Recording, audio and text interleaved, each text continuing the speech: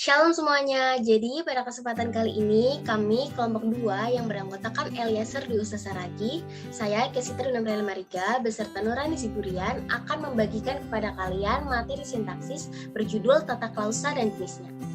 Baik, yang pertama kita akan beranjak kepada pengertian klausa terlebih dahulu. Ada beberapa pengertian klausa yang kami ambil dalam presentasi kali ini. Yang pertama adalah menurut Althusser tahun 2009 yang mengatakan bahwa klausa merupakan satuan yang berada di atas satuan frase dan di bawah satuan kalimat berupa runtutan kata berkonstruksi predikat. Dan menurut Arifin tahun 2008, klausa adalah satuan gramatikal yang berupa gabungan kata yang sekurang-kurangnya terdiri dari subjek dan predikat. Dan menurut Putrayasa tahun 2007 mengatakan bahwa klausa adalah satuan gramatikal berupa gabungan kata yang sekurang-kurangnya juga terdiri dari subjek dan predikat. Nah, dari beberapa pendapat ahli yang telah kami ambil dan yang telah kami pelajari, kami menyimpulkan bahwa klausa adalah satuan gramatikal yang intinya hanya terdiri dari predikat, baik disertai subjek, objek, pelengkap, dan keterangan. Nah, selanjutnya adalah jenis-jenis klausa. Pada video kali ini, kami akan membahas 3 jenis klausa. Nah, yang pertama, jenis klausa berdasarkan distribusi satuan. Yang kedua, jenis klausa berdasarkan strukturnya. Dan yang ketiga, jenis klausa berdasarkan fungsinya. Nah, jenis klausa berdasarkan distribusi satuan itu terbagi menjadi 2 bagian. Nah, yang pertama klausa bebas dan yang kedua klausa terikat. Nah, klausa bebas adalah klausa yang dapat berdiri sendiri sebagai kalimat sempurna. Nah, contoh, Diana menyiram bunga, kakek lari pagi. Nah, ini merupakan salah satu contoh klausa bebas. Nah, sedangkan klausa terikat adalah klausa yang tidak dapat berdiri sendiri sebagai kalimat sempurna, hanya mempunyai potensi sebagai kalimat tak sempurna. Contoh, ketika ayah tidur. Nah, dalam hal ini ketika sebagai konjungsi, ayah tidur sebagai klausa terikat. Nah, jadi ketika ayah tidur. Nah, kalimat ini bukanlah kalimat yang tidak sempurna. Berikutnya, berdasarkan segi fungsinya, klausa terikat juga dapat dibedakan menjadi yang pertama klausa nominal. Nah, klausa nominal adalah klausa terikat yang bertindak sebagai nomina. Nah, contoh, foto keluarga ada di album biru. Nah, yang kedua, klausa adjektifal. Nah, klausa adjektifal itu klausa terikat yang bertindak sebagai adjektif. Contoh, anak itu pintar sekali. Nah, sebagai kata kalimat adjektif di sini adalah pintar sekali. Dan yang ketiga, klausa adverbial. Nah, klausa adverbial adalah klausa terikat yang bertindak sebagai adverbia. Contoh, tubuhnya terlalu tinggi. Nah, yang selanjutnya adalah jenis klausa yang dibagi berdasarkan fungsinya. Yang pertama, ada fungsi subjek. Klausa ini merupakan klausa yang berfungsi menjadi subjek pada suatu pola kalimat dasar. Klausa ini biasanya berada di awal kalimat atau sebelum predikat. Contohnya, ayah sebagai subjek sedang mencuci piring di dapur. Yang kedua, ada fungsi predikat. Fungsi predikat dapat diisi dengan kategori kata benda, kata sifat, kata kerja, dan kata bilangan. Contoh, rapat BPH dan koordinator diadakan hari ini. Nah, diadakannya ini adalah fungsi predikat. Yang selanjutnya adalah fungsi objek. Fungsi objek merupakan klausa yang berfungsi sebagai objek yang merupakan salah satu unsur-unsur kalimat dalam bahasa Indonesia. Biasanya terletak setelah predikat. Contoh, Dini memasak tahu dan tempe hari ini. Tahu dan tempe berfungsi sebagai objek. Yang selanjutnya adalah fungsi pelengkap. Klausa ini merupakan klausa yang berfungsi sebagai pelengkap dalam suatu kalimat. Klausa ini biasanya terletak setelah objek ataupun setelah predikat. Contohnya, Dara sedang latihan membaca puisi, dan puisi ini berfungsi sebagai pelengkap. Yang terakhir ada fungsi keterangan. Nah, fungsi keterangan merupakan klausa yang berfungsi sebagai keterangan suatu kalimat. Letak klausa ini bisa di awal, di tengah, ataupun di akhir sebuah kalimat. Contohnya, Doni adalah lulusan dari salah satu universitas di Medan, dan Medan ini berfungsi sebagai keterangan. Baik, selanjutnya kita akan membahas mengenai jenis klausa berdasarkan strukturnya. Ada dua jenis klausa yang dibagi berdasarkan strukturnya. Yang pertama yaitu klausa verbal atau klausa yang memiliki predikat verbal. Dan yang kedua adalah klausa non-verbal atau klausa yang berpredikat nomina, adjektif, atau adverbia. Nah, berdasarkan struktur internalnya, klausa verbal pula dapat dibagi menjadi dua, yaitu klausa transitif dan intransitif. Klausa transitif adalah klausa yang mengandung kata kerja transitif, yaitu kata kerja yang mempunyai kapasitas memiliki satu atau lebih objek. Nah, berdasarkan struktur internalnya ini, klausa verbal ini juga dapat dibagi menjadi beberapa bagian. Pertama, transitif aktif, pasif, medial, dan resiprokal.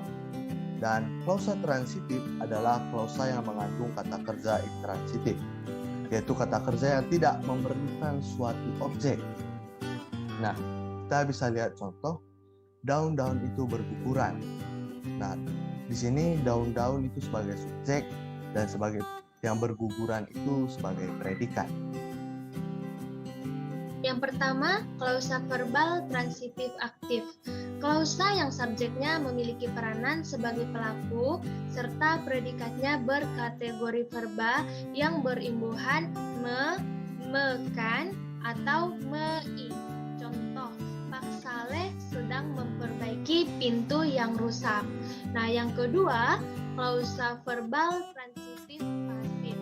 Nah, klausa verbal transitif pasif ini adalah klausa verbal yang subjeknya mengalami perbuatan yang dinyatakan oleh predikat. Dengan kata lain, subjek pada klausa verbal transitif pasif memiliki peranan sebagai penderita. Selain itu, predikat pada klausa jenis ini umumnya berimbuhan di, ter, atau beran. Nah, contohnya, buku saya dipinjam dia. Dipinjam dia.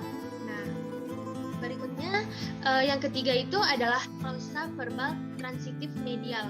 Nah, klausa verbal transitif medial ini adalah klausa verbal yang subjeknya berperan sebagai pelaku sekaligus sebagai korban.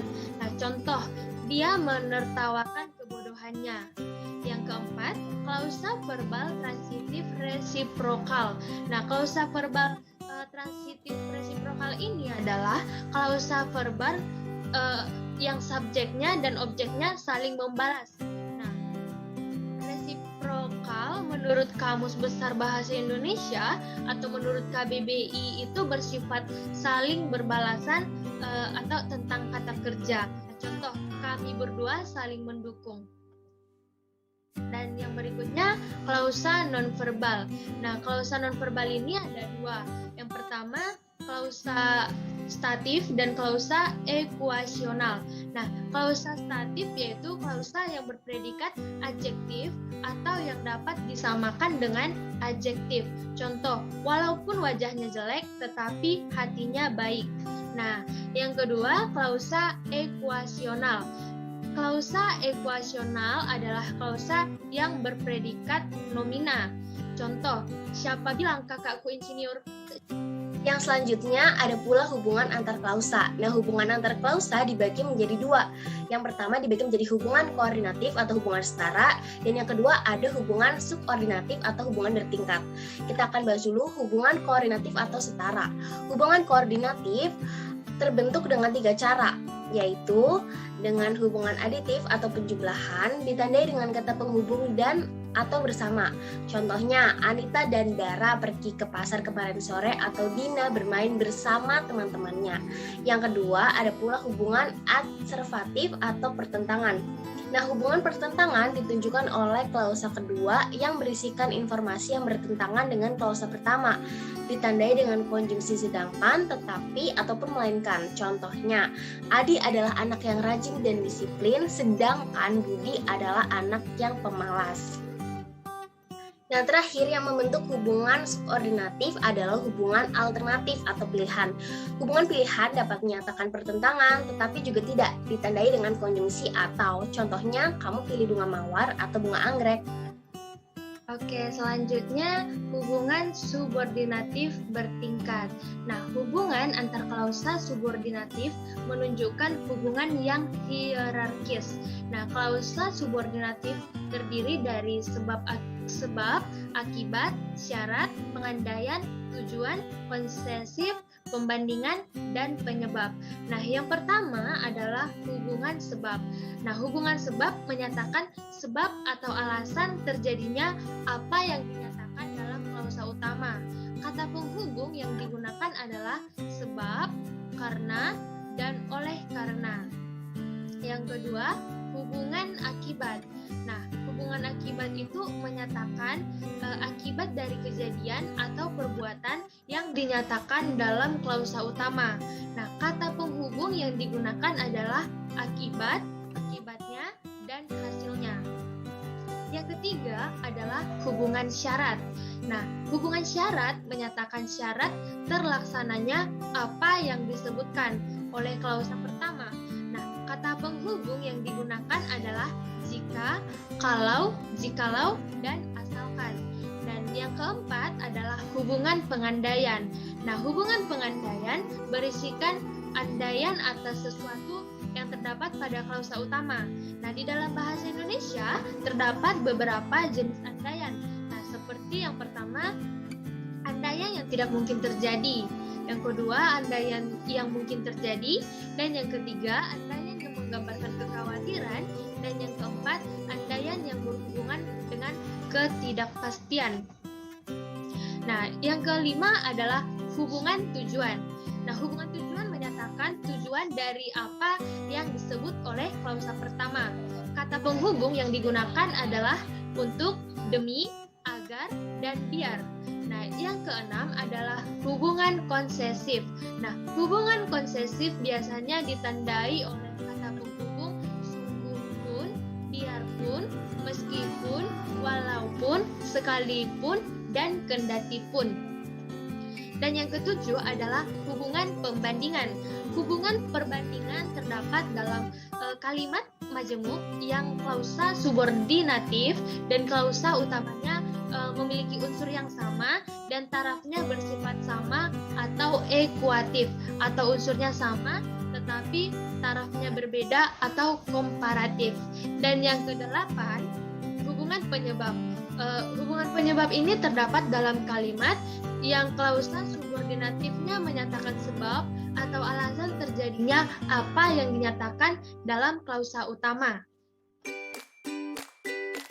Berikut merupakan daftar pustaka yang akan digunakan dalam menyusun materi kami kali ini. Nah, terima kasih buat teman-teman yang sudah setia dan menonton video presentasi kami mengenai tata klausa dan jenisnya. Kami minta maaf jika ada kesalahan kata atau kekeliruan yang kami sampaikan dalam video kali ini. Maka dari itu kami minta tanggapan dari teman-teman agar kita bisa saling belajar dan bertumbuh dengan menyampaikannya di kolom komentar atau bisa sampaikan kepada kami melalui chat group. Nah, demikian presentasi yang bisa kami sampaikan. Besar harapan kami kita dapat belajar dengan baik. Kami dari kelompok 2 pamit undur diri. Sekian dan terima kasih. Shalom.